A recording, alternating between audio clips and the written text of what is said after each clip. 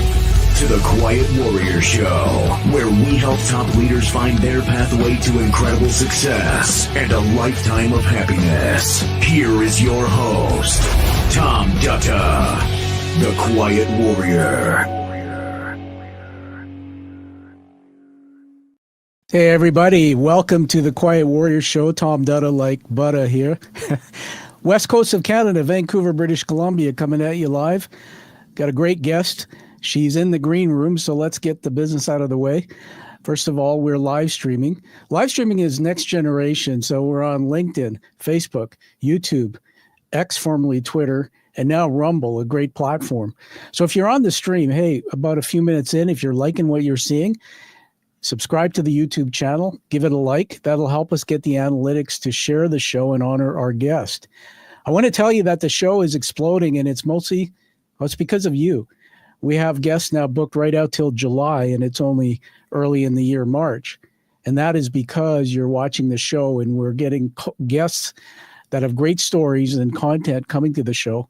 We're going to aim to continue doing that, to be recognized by you, the audience, as your choice for entertainment. So on that note, I'd like to tell you a little bit about our guest. I sent her a letter, and I said, hey, her name is Lisa Cheek, and I said, Lisa, tell us why you're a fit for the Quiet Warrior Show. Now, everybody, this is about storytelling. This is what she wrote me. I'm just going to read this to you. She said, my own hero's journey began when I was told I had aged out of editing TV commercials, and I took a job editing what was believed to be the first telling of the Cinderella story. Now, that's pretty cool. The Cinderella story in Mandarin. A language I don't speak, living with the camera crew, 14 men who didn't utter a word of English. It was filmed in Yunnan along the Tibetan border. I rescued 2 dogs, but mostly rescued myself. I saw women 20 to 30 years older than me in China carrying our heavy equipment down the side of a mountain. I also learned that kindness is a universal language. Now, I love that. Now I don't tell other people's stories anymore. I tell my own. Are you excited, everyone? Welcome Lisa Cheek to the studio. Lisa, welcome. Hi, thanks. I'm happy to be here. It's great to have you. You got a little furry friend there. Who is that? I do. This is Elvis Bruce Wayne. Okay. Sometimes known as Batman. Oh, goodness. Elvis Bruce Wayne Batman. I love that. And you're talking to somebody who loves those Marvel shows.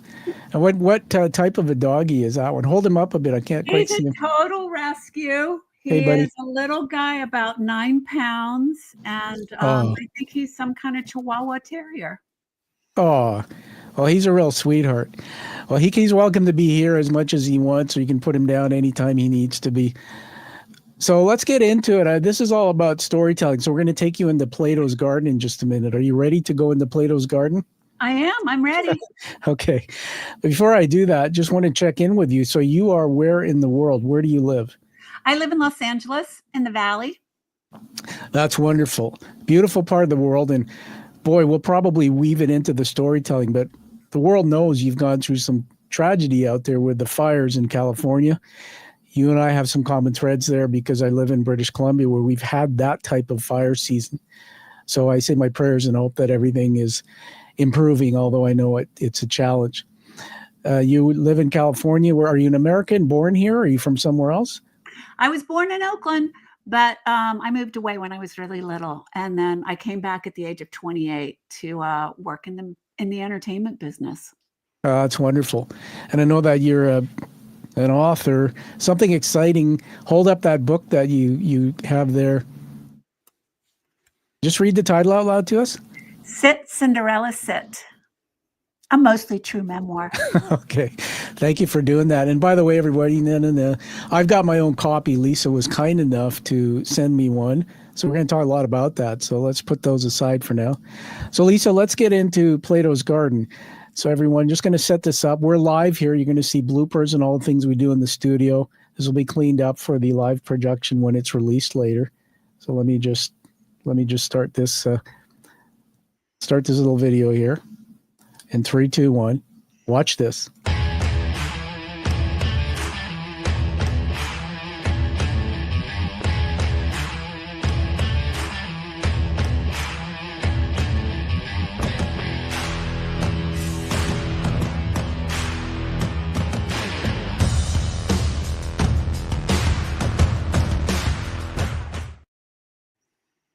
right, Lisa.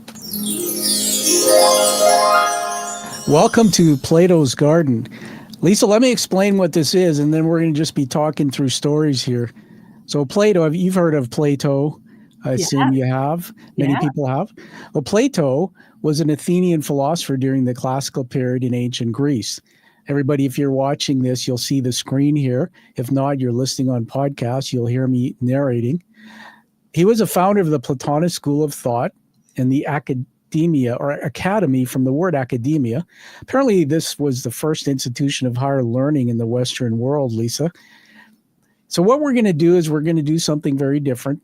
We're going to take you through conversations you won't know, but we're going to weave them through 3 different areas. And this gives what I call the influences of context. It gives context to your life and the work you do. Now, don't worry about what's on the screen. I'm going to help you with this. The first is we're going to talk through macro. So what was happening in the world around you that may have influenced your public works? 2 is mezzo. What was happening in the industry or sector that you worked in that influenced your work, your purpose? And 3, and my favorite, is micro. What was happening in your personal life that may have influenced your public works? The deal here is that when we talk through all these areas, people can step back, do critical thinking, connect the dots, and get a deeper meaning of who you are and what you do. So here we go. Lisa, your journey is nothing short of a modern-day fairy tale, but one filled with grit, reinvention, and the unexpected. You went from editing ad campaigns in Hollywood to cutting a film in a remote village in China, where you didn't speak that language, you had no idea what to expect, and found yourself in an adventure far bigger than you imagined. So let's begin with this. I'm going to throw it out there. You can just riff on it.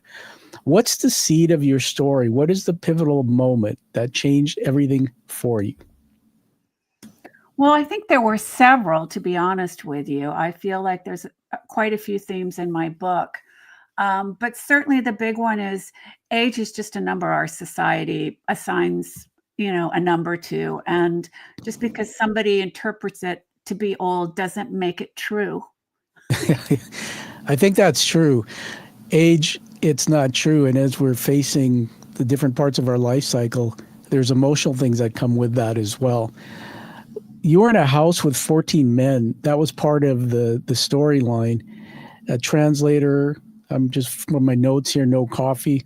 What was the biggest moment of reckoning where you had to decide if you would sink or swim?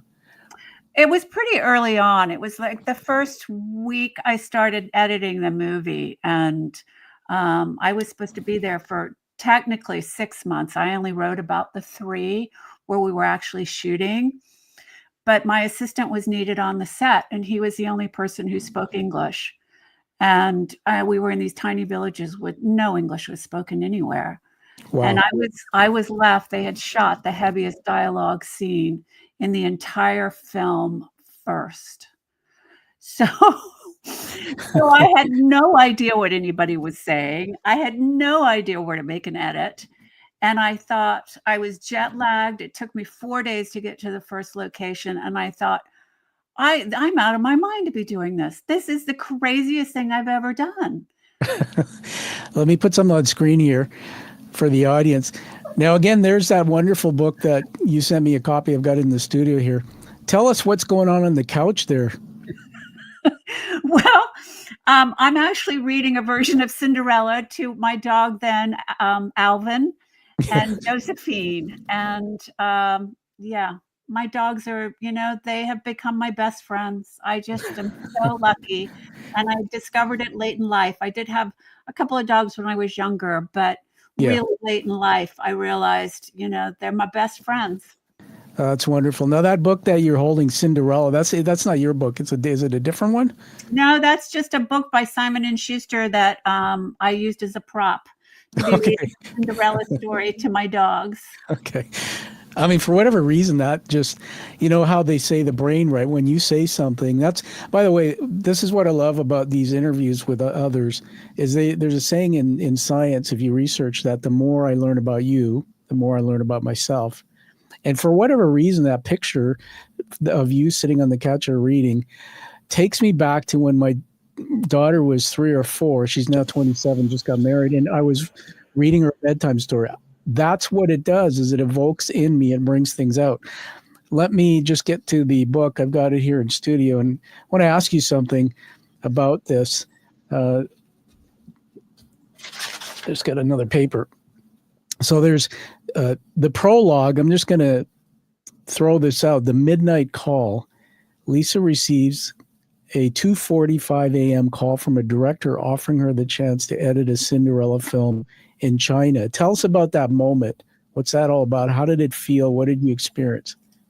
Well, in LA, I've been here now 35 years, and everybody, a lot of big time feature directors come out of commercials. All the money's in commercials, so they start there. Everybody from Michael Bay to, they all were in commercials first. So people I heard who would come through my edit bay, directors would come through and they'd say, yeah, I got this project.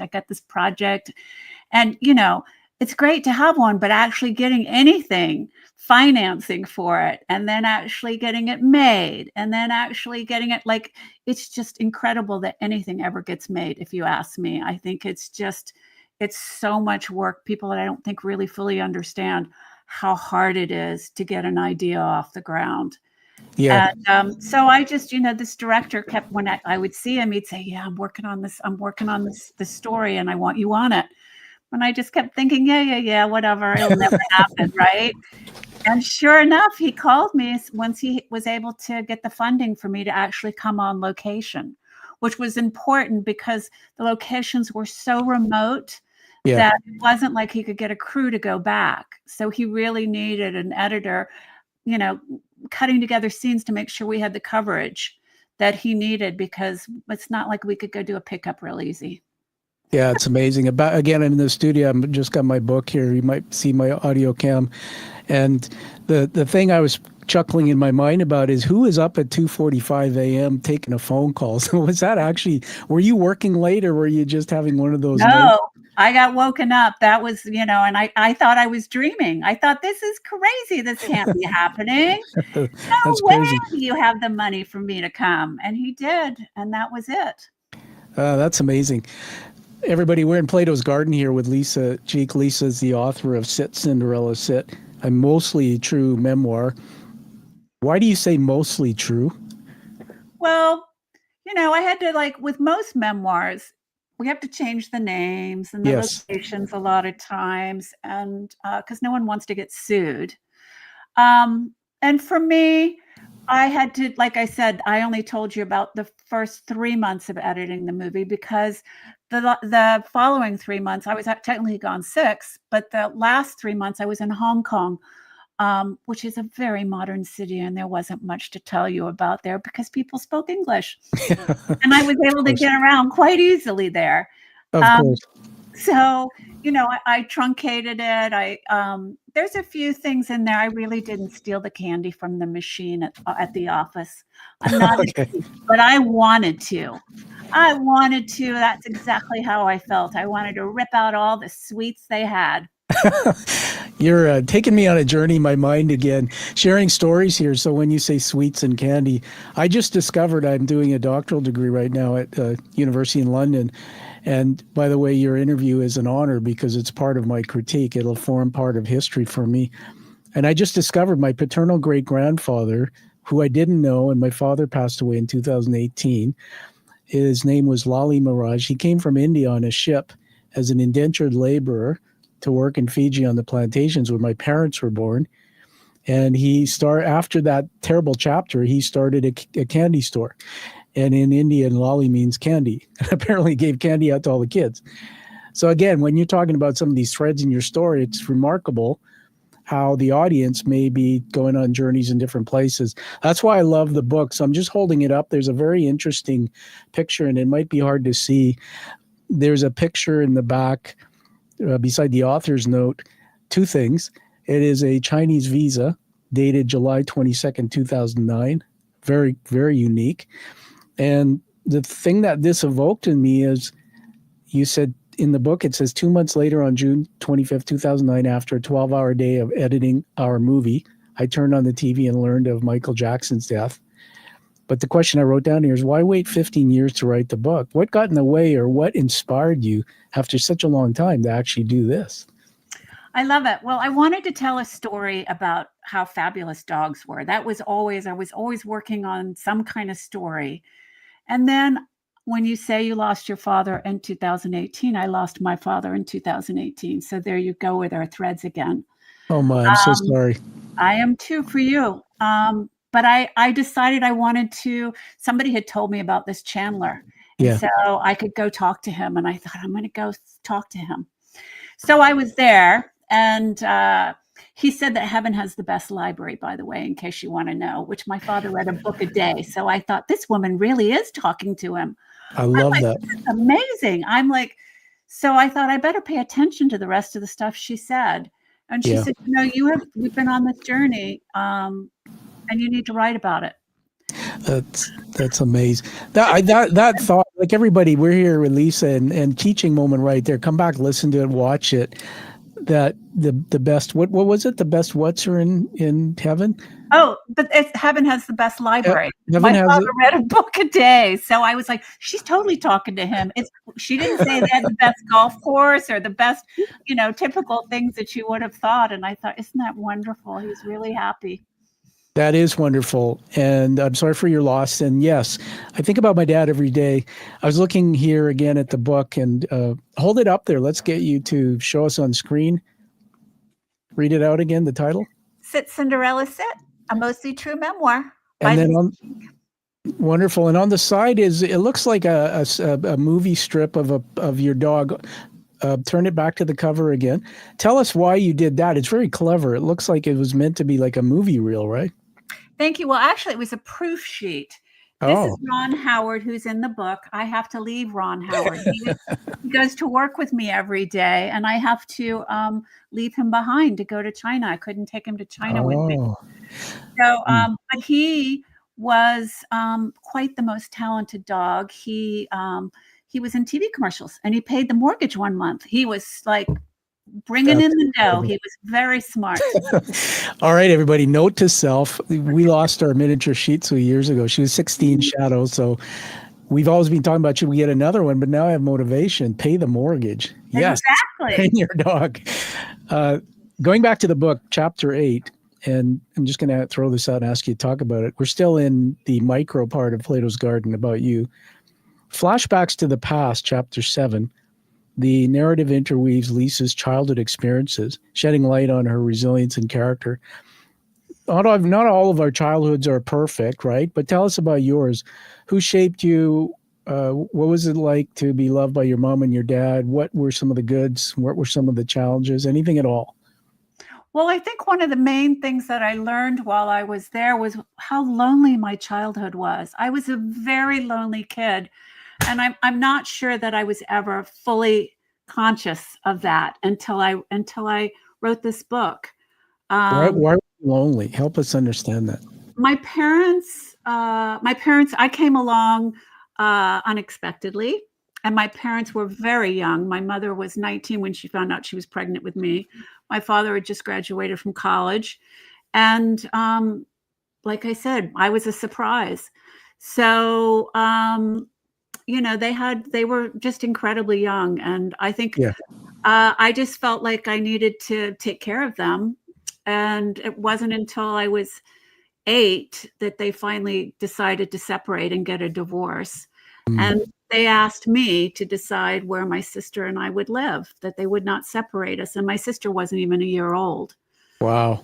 So it was a big decision for the family that I, had on my shoulders at that age. So I think I thought I was responsible for a lot of things that I wasn't.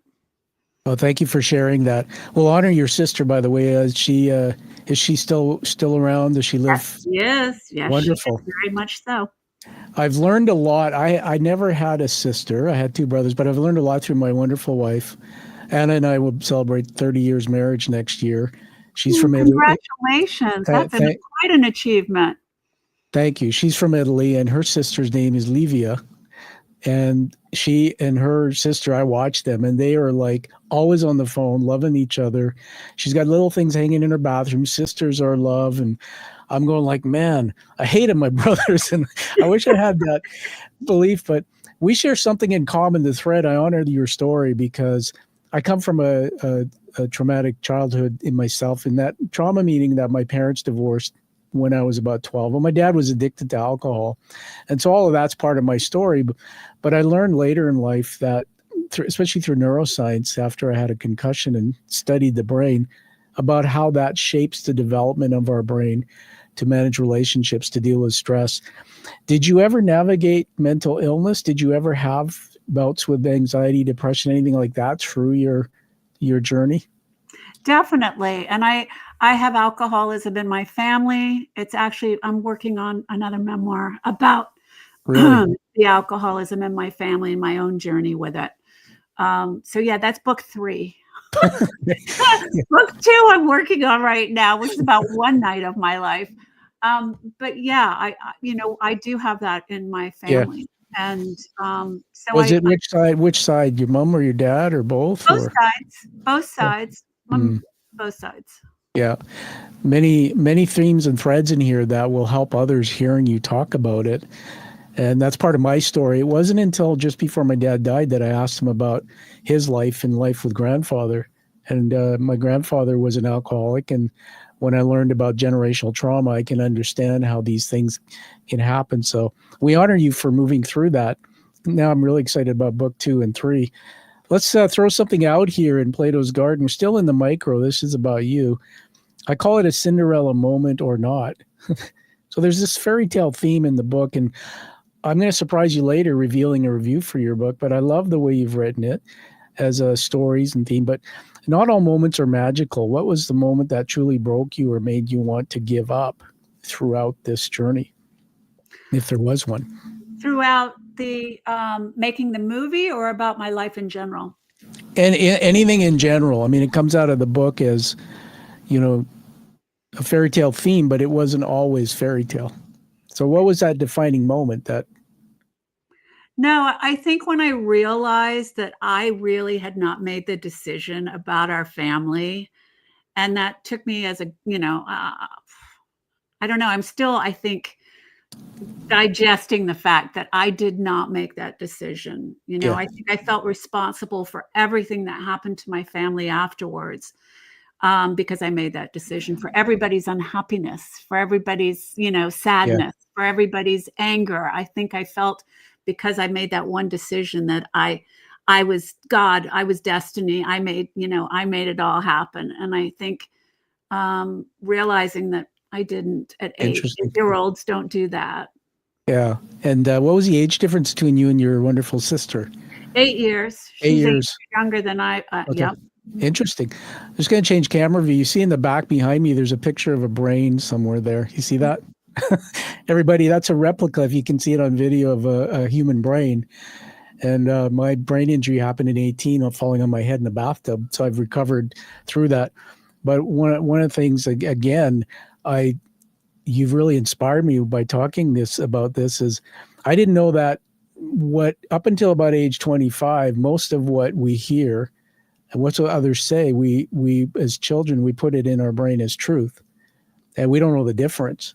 And I read something recently that goes with what you said, that when parents break up, the children, what are they thinking? Well, it's my fault. And it wasn't until later in life, when I became more mature and used the frontal lobe that could analyze all my thoughts, Lisa, that I started realizing how crazy it is to believe that, but that is the journey. So thank you for that. Let's go back in. One more thing I wanted to ask you about the lesson from a dog. So you rescued Cinderella, the dog. And correct me if I'm wrong. Later, another. What did those animals teach you about yourself? Oh, that's a great question. I hadn't thought about that. I know that dogs in general have taught me to love unconditionally. And that not only but of myself too, because I could, smell bad, my hair be a mess, come in and be grumpy, and yet they still love me no matter what. They think I'm the coolest person in the whole wide world, and you can't beat that. Well, so I think having their their energy and their outlook on life and forgetting what happened a minute ago. Yeah. Staying in the present, right? You're making me smile. You're so creative and fun. I put this picture back on there to honor what you said, right? There they are with you, and they don't know what happened just a moment ago. And you can, it took me a long time to understand what you said, but Teaching Moment, everybody, with Lisa Cheek here, the author of Cinderella Sit, just came out, was published, that the plants and animals can't have thoughts about their thoughts. Human beings can. That's why I get stuck so much. I ruminate and I think about things too much. And my little miniature Shih Tzu, Shadow, who I mentioned passed, I accidentally pushed the door on her tail, and the next thing, a moment later, she's wagging her tail and happy. And I could be mean to her, and let's face it, sometimes you feel like you're mean to your pets, ignoring them, scolding them.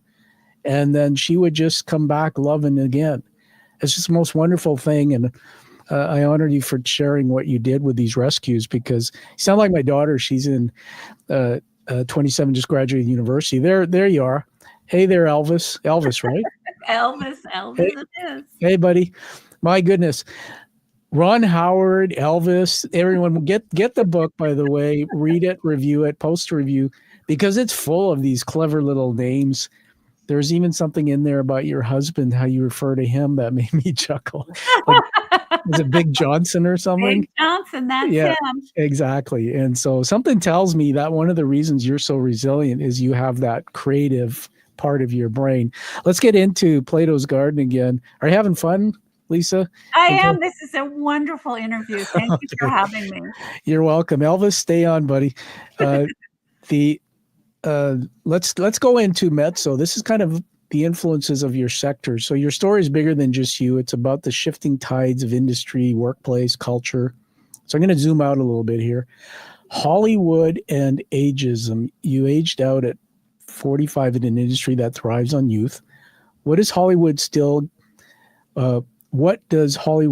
get wrong about experience and reinvention? Well, I have definitely reinvented myself, because I've just become a writer and told my own stories, right? Yes. Like I said, I wasn't hanging out anymore, telling a toothpaste story or a staple story or whatever, right? I'm now, and that's very empowering. I mean, to be able to, it took me a while to get there. Like I said, first of all, just to get the story right. Yeah. But to move into a place where I didn't have to worry about, is somebody going to hire me? Yeah. Now, what gave you the feeling that this ageism, that this was something that was upon you? Did somebody make a comment? Did you? Oh, yes, definitely. It was just a given. Yeah. I remember having a conversation when I was 35 with a cameraman who was, he had to be twice my age. And he said that he wanted to get into commercials when he was 35. And they told him at that time he was too old. There's a magical moment in the book. If you wrote this to me, do you remember tell us about that, about you saw 20 to 30 years older you women in China doing certain things. They were extraordinary. Absolutely. Yep. The women in China, and I went to this one village. The last place that we went to was a tiny village of 100 people. It took us 8 hours to get there. And then it was an hour donkey ride down the side of the mountain before we got into the village. And sorry to interrupt, keep going, but draw a map so we can see because China's big. So if you can, it's Yunnan, I think, or Tibetan I was in border? Yunnan, which is southwestern China, and it's along the Tibetan border. So this tiny village, and we couldn't take all of our stuff. We only took down what we needed for that week of shooting. And all the village people came up to the top of the mountain to carry our anvil cases, all the camera equipment, to carry it down the side of the mountain. And there wasn't a man among them. Yeah. It was all the women who were lugging all of our stuff down the side of a mountain. They were the ones who cooked and cleaned for us while we stayed there. We got to the village finally, and in the back of the guest house where I was staying, all the men were sitting around a table playing mahjong, smoking cigarettes, drinking beer. Sounds like quite the lifestyle, unless you've had problems with alcohol. It's interesting because I watch a lot of cooking shows. I'm a home cook. I like to think I'm a Michelin star cook, have my own little kitchen. And by the way, shameless plug, on Instagram, I have a page called The Quiet Warrior Eats, where I will, for example, I'll meet you and then I'll go to my fishmonger, my produce. I'll pick things up out of my mind and then I'll create a plate and plate it. And it tells a story about something that happened between us. And, going back to these remarkable women, I watched a cooking show by Anthony Bourdain in India. And it was the same kind of thing. You see all the women at the market, and India's got billions of people, right? Crazy busy. And they got these big things on their head carrying all the food back. And then in every shot in the thing, I'm looking at this, they're demonstrating the dishes being cooked. All the women are cooking. And then they showed the men taking the boats out to go fishing. But then after they asked them what they do, they said, well, they all sit around, many of them, because it's a hard life on the boat, and they drink cheap brandy. And many of them die young. And I'm thinking, like, there's another example of the power of women in society. And sometimes we don't see that. Let me put something on screen here to evoke a thought in you, because we're talking about this thing, ageism. So I said to AI, and I embrace AI, by the way. I use it as a collaborative tool. I assume you know AI. I do. And, here's the thing about AI. When I was younger, I was a bank teller, and the first bank teller machine came out, and all the customers were upset, saying, oh, we'll take our jobs. Now it's brilliantly changed, convenient, and more jobs are created. But AI is really mathematical formulas that aggregate information. It makes mistakes, so you still have to verify. But I said to AI this. I said, hey, AI, is ageism a real thing or is it a construct? And so I'm going to put on screen what it said, because I think you might find it a very fascinating thought pattern. So you can see that there? Yes. It's a little small, but what I'm going to do is I'm going to actually go to it so I can actually read it out. I'm going to scroll through it. So do you see it scrolling there? Mm-hmm. Okay. So everyone, I'm just going to take sound bites out of this. So you can see in the top there, is ageism real or a construct? Ageism is both real and a construct, meaning it's tangible, measurable effects in society, yet is also an idea shaped by cultural beliefs, biases, and systems. So, of course, what is it? Workplace discrimination. Studies show older workers facing hiring bias, pushed into early retirement, or denied promotions. And then it says tech and creative industries in particular favor younger employees, assuming they are more adaptable. There's healthcare bias, social economic impact. Older individuals are often excluded from economic opportunities, etc. Here's an interesting one. At least some neuroscience and cognitive science research shows that stereotype threat, when people internalize negative stereotypes about aging, it actually accelerates cognitive decline, worsens. But here's the really bottom line thing I want to show you. Why ageism is a construct, cultural and historical differences. Look at that. Some societies, e.g. Japan, I would put China in there, like you said, indigenous culture, revere elders as wisdom keepers. In contrast, Western cultures often equate youth and innovation and energy, sidelining experience. So right there, I think down at bottom, it says bottom line, ageism is real in its consequences, but it's constructed in a way it is socially and culturally reinforced. The challenge is shifting the narrative, seeing aging as an asset, not a decline. So what do you think about that? I think that's just brilliant. I mean, honestly, I've never felt more myself than at 62. I am so happy with who I am now. When I was younger, I didn't have a clue. I didn't know who I was. I didn't know what I liked. I didn't know anything. And it's only been in the last few years that I feel I'm a great asset. And I really do feel that I got a lot to bring to the party. Yeah, I'm going to just a little applause for your transformation.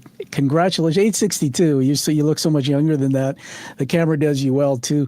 Let me just dig back into the mezzo. This again is Plato's Garden. We're connecting dots here. I'm going to just talk about the quiet hustle, I call it. So many people watching might feel stuck in their careers, Lisa, wondering if they've missed their window. So we just talked about being 62 and more alive. What advice would you give someone at a career crossroads?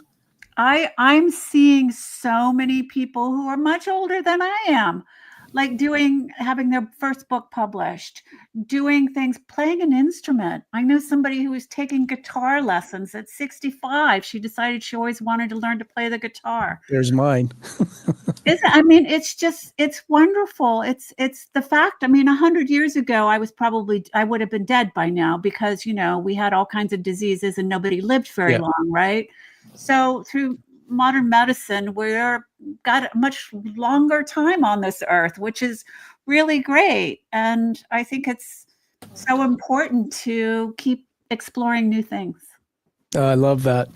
Just to riff on that with you, that's the thing about I've read up on neuronal pathways. So the neuronal pathways of neurons in your brain, there's a term, a psychiatrist told me this, use it or lose it. And so that was brilliant. Everybody listened to Lisa's advice. Get a guitar or whatever, even one of those silly recorders we used to play. But there's something about when I had my concussion, by the way, I couldn't walk effectively straight and I couldn't function right cognitively for a couple of years. But I never realized it because I played guitar all my life, that actually taking my hand, this hand, putting it on the fretboard and then strumming with this one and then changing it in microseconds all involves the brain telling my body parts to do these things. And so later in life, that's what they're saying. If you can pick up an instrument or do something, you're actually retraining the neuronal pathways. You're getting them stronger. So I love that. I love it. It's so, and I do feel it. I feel like I was running around threatening my husband for a while that I was going to get a saxophone because I played one when I was younger. And he called my bluff. One year for Christmas, there was a saxophone under the tree. So now I have to actually learn how to play it again. Oh, I have a brother who's a year older. When we were growing up, I don't know how I ended up with the tuba at school, this big ugly thing, but he was saxophone. So was it alto sax, tenor? Yeah, that's what I got. That's what I played. Mm-hmm. Very cool. I got to tell you, I could never figure out how you get your lips around that big mouthpiece thing. My favorite is when the trumpets, right? When you go, I used to go, we still love the theater, go to live, orchestra. And then I'm weird. I love watching them. The guys in breaks or quietly when you don't see them sort of opening their trumpets, putting all the spit coming out. It's just like, ew, that's so gross. I wonder what. Wow. Mm-hmm. Who has to clean up the stage after that? Yeah. Give me a break. Oh my goodness. All right, let's get back into Plato's Garden and keep going here. A couple more things. It's calling this bridging cultures through storytelling. So you talked about editing, right? And going to this land, 14 men who didn't speak English, all these things, editing film that wasn't in your language. And it's a powerful metaphor, I think, Lisa, for communication beyond words when you do things like that. So what did that experience teach you about connection across these cultural divides? Well, there's a couple of chapters in there about my birthday. I do have a birthday while I'm there. And what it's like to get older in their society. And the reason why Michael Jackson is at the end of the book is because it was one of the things that connected us. For my birthday, they danced and played Michael Jackson all night long. So again, one doesn't have to always say something in order to connect with somebody. It can be through music and kindness. These guys looked after me. I got ill. They took care of me. It was just, I knew I was going to be okay. I knew that, I was going to make it here. I think that's pretty awesome. Just there's so much you're teaching us. My mind's going on a journey to people who can't see, lose their eyesight. Maybe people have to use other parts of themselves to experience life. Lisa, when you said that in the book, and I read that about this not speaking language and having to use, I interpret it as having to use other cognitive senses. So when I had that concussion I told you about, for a period of time, because I have permanent vision issues with light sensitivity and a bit of double vision, I work at that. But I started experiencing life after I got over my depression about it, going out in nature, and I would do things like close my eyes. and go and listen and picking up through my other senses. And I started to experience the world in such a greater way by using the other parts of me. And that was forced upon me by, falling on my head in a bathtub. But here you are, and it was sort of put upon you by sending you to China to do editing to a film in a land where you didn't understand the language. I think that's remarkable. Let's jump into the last quadrant here, which I call macro. That's the global view, okay? So some might interpret this as, like, for example, if I'm interviewing you years down the road, I might say, what was happening in the macro, the global world around what you are, what you're doing? And you might talk about things like, the world's at war. So I'm going to throw something out here. I'm going to call this the wildfire parallel. We touched on this earlier. California, where you live, has been hit with brutal wildfires recently. Your book is about transformation and survival. How do you see the themes of your story applying to the bigger struggles people are facing today? Well, I can tell you on a family level, I have family who lost their houses in the Palisade fire. Oh. And one of them is 61 years old, and she was born and raised here. And she's packing up and going to New York for a whole new adventure. Really? And I think that is so amazing her whole family's, was born and raised here, and she'd never lived anywhere else.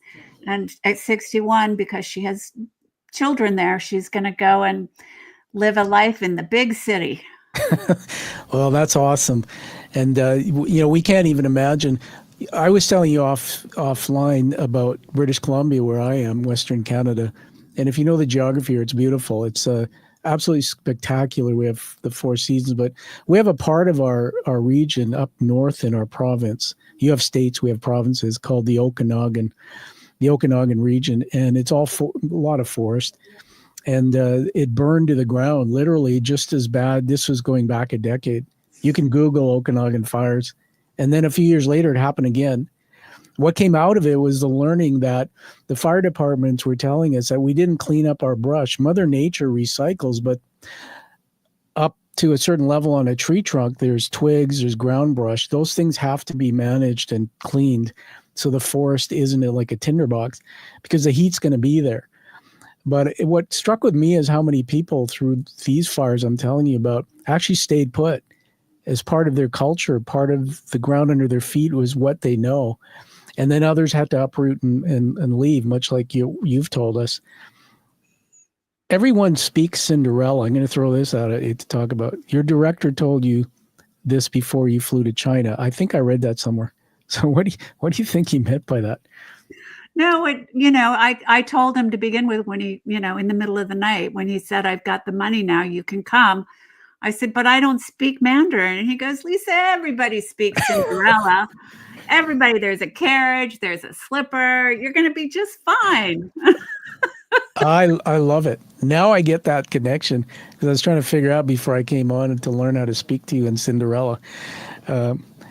I just had the word Cinderella come in my mind. I think it's from a cartoon or something I saw.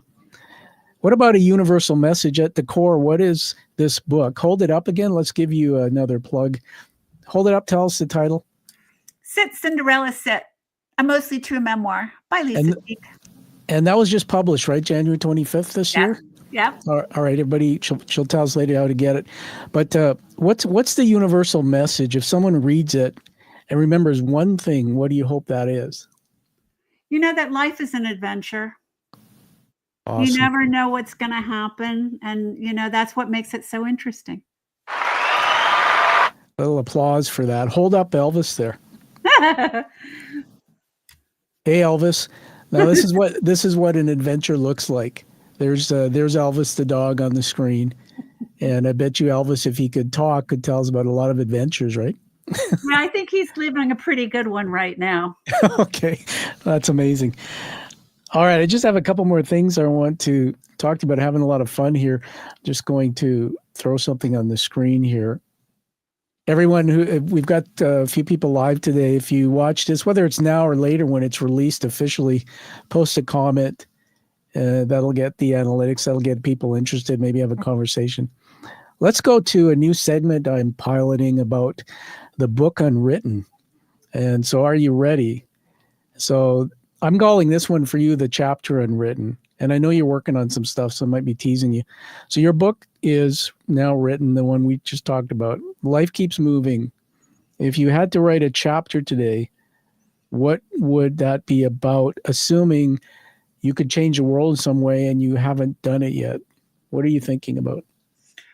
Well, I think again, like I said, this next one I'm writing about is about one night in my life. And it's where my first one, I learned about age is just a number and Yeah. our society interprets it, and that kindness is a universal language, and that life is an adventure. I think with this new one, I'm learning it's about acceptance. And yeah, acceptance so far is the big one. Acceptance so far is a big one. What's with the hair color? Got to explain that. There's got to be a meaning behind that. It's pink or something. It is pink. It's very pink. And can I tell you, I've always wanted to do it. And when the pandemic happened, Yeah. I finally just, I thought, what am I waiting for? And I went pink and I loved it. And then I went to my very first writers conference. And I went really pink because I figured it was for women. Yeah. And I figured there would just be a sea of blondes. And I thought, I'm going to stand out. And sure enough, I met my editor there, my publisher. They came up, they said, I want to know who you are. And I was like, this is me. I feel more natural. I feel like I was born pink. I love it. I love it. You feel like you're born pink. That should be on a t-shirt that you wear. People talk to me. I've become approachable. So many young kids talk to me. No one ever spoke to me when I was a blonde. It's like having a dog. There you go. Well, you certainly stand out. And that's just the thing, right? It's like having the courage to discover who you really are and be able to be who you really are. Now that you shared that with me, I'm going to share something that I covered up for all my life until probably the last 7 or 8 years. I got 2 tattoos, one here. And then on this one, I've actually got the narrative of The Hero's Journey by Joe Campbell. People will ask me, if I know about that. I say the hero's journey is not just in me, it's on me. And I discovered the hero's journey, which you so well talked about in your writings, about how we have this call to go on an adventure throughout our life, but many of us never take it. And then usually when something not so good happens, sometimes that's the way it happens. We get angry and then we go seeking. And I think I was seeking for 10, 15 years in my life because I was a hired, paid CEO of a company transforming myself. I wasn't happy. And then so we go seeking and come back, and then we change the world, which is what you're doing with all the things you're doing with your writings and future books and podcasting. I'm so proud of you that you're doing such great things. So on that note, we're going to honor you now with something. If I had a drum, I would do drum roll. Maybe Elvis can play the drums with his paws or something. I'm going to reveal a book review for you for your book. Okay. Oh, And so I'm going to put it on screen because of my vision. I might have to look off a little bit. It's a little small. So I'm just going to put it up there in a minute and read it. But I'm going to do a shout out. So everyone, the book that Lisa just published, author's work's not known. I know this because I'm a published author. And how we get known is if you read our work and then you go post a review online, Amazon, Goodreads.com. So that's my call to action, everyone, is to get this wonderful book, read it cover to cover. It's got a nice feel. And here is the review revealing the first, not the first, but an international review because it's posted on Amazon.ca. So here we go. All right, I'm going to read it to you. I'm rating your book 5 out of 5 stars. I titled it A Memoir That Reads Like a Movie, Unputdownable. This was reviewed in Canada, March 5th, 2025. I had the privilege of reading an advanced review copy of Sit, Cinderella, Sit. And from the moment I held it, I knew this book was special. The velvety soft cover, perfectly sized to slip into my bag, immediately invited me in. And that film strip dog on the cover, clever. Once you dive in, you realize how central that little soul is to Lisa's incredible journey. Lisa Cheek has crafted a memoir that feels like a cinematic adventure, equal parts heartwarming, humorous, and deeply insightful. Each chapter is just the right length, leaving you satisfied yet eager for more. With a narrative that weaves personal reinvention, cultural discovery, and unexpected canine companions, Lisa brings us along as she takes a leap of faith from Hollywood to rural China to edit a Cinderella film without speaking a word of Mandarin. The humor is sharp, the emotion is accurate, and the hidden wisdom throughout the book lingers long after the last page. I especially appreciated how this just isn't a survival story. It's about listening to life's unexpected invitations and daring to say yes, even when the path ahead is uncertain. And that tangible on the cover, a mostly true memoir. I chuckled at first, but as I read it, I realized it's the perfect reflection of a well-lived life, full of truth, perspective, and just a little magic. Sit, reader, read. That's my call to action. Curl up, dive in, and let the unforgettable memoir remind you that sometimes the best stories come from the moments we never planned. I highly recommend it.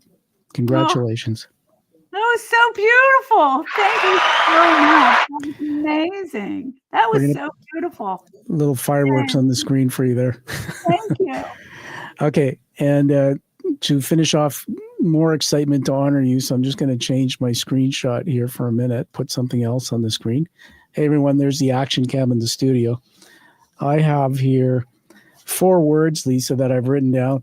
These are leadership words. My whole life's being about being in leadership. And so these came to mind. I don't script them. The first one is courage. Your courage. 2 is innovative, no question. 3 is storyteller, a skill leaders are trying all over the world to learn. And 4, you're creative. There's no question about it. And very few people have that part of the brain that they can access that easy.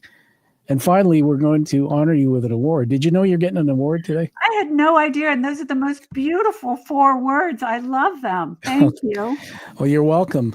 And in fact, what I might do is go to LinkedIn, which you're there, and send you a recommendation and write that there. But you're getting an award. So the next time I ask you that, did you know you're getting an award today? What are you going to say? No, I didn't. And next time you'll say, Tom, yeah, you just told me. You're too funny. Okay. So before I show you it, when I started the show, I wanted to have something that would be in the 1%. Truly, and I vet hard, as you know, that you didn't just get on the show, that we want people who have found something deep in them, transform themselves, and are making an impact in the world somehow. So this is a challenge coin. It comes with a sleeve. I'll read it out. The history of the challenge coins, they surfaced during World War I.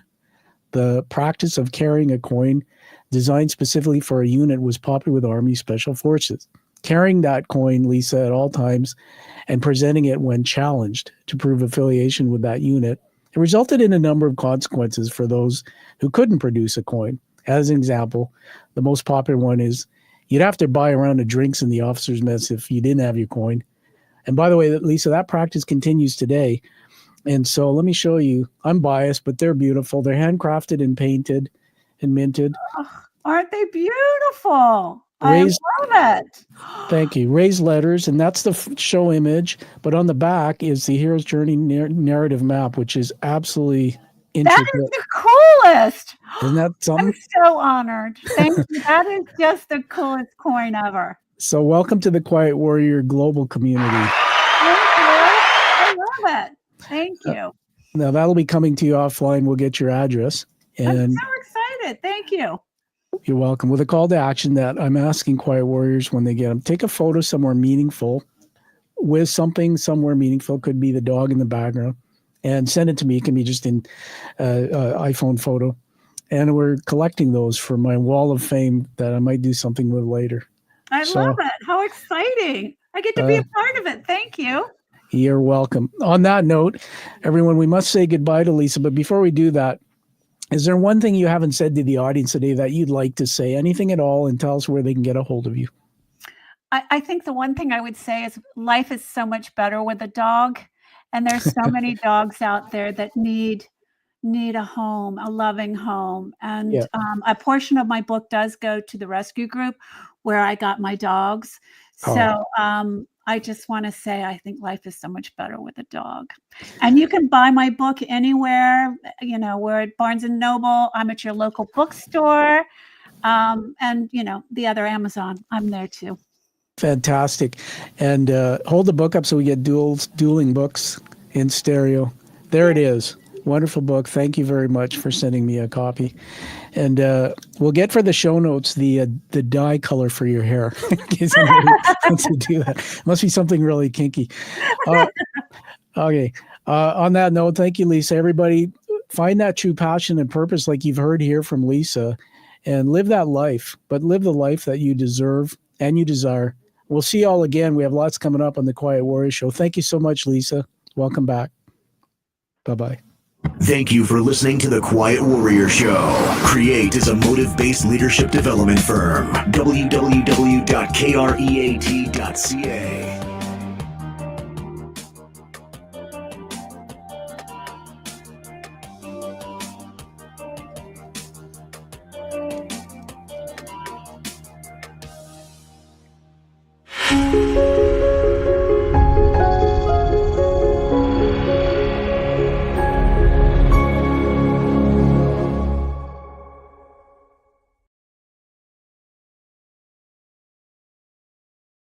Okay, we're going to do something. Stand by. You're still live here. So let's get Elvis up to wave to the camera. Elvis, give us a... Hey, Elvis, honey. We're going to full screen, okay? And I'm going to let you do something fun. Just have Elvis wave. Do whatever you want. Hi, Elvis. Hi. Okay. And there it is, everybody. Lisa having fun. Elvis hasn't left the building yet. No, he hasn't. All right, I'm going to take us offline here. Just stand by. I'm going to end the stream.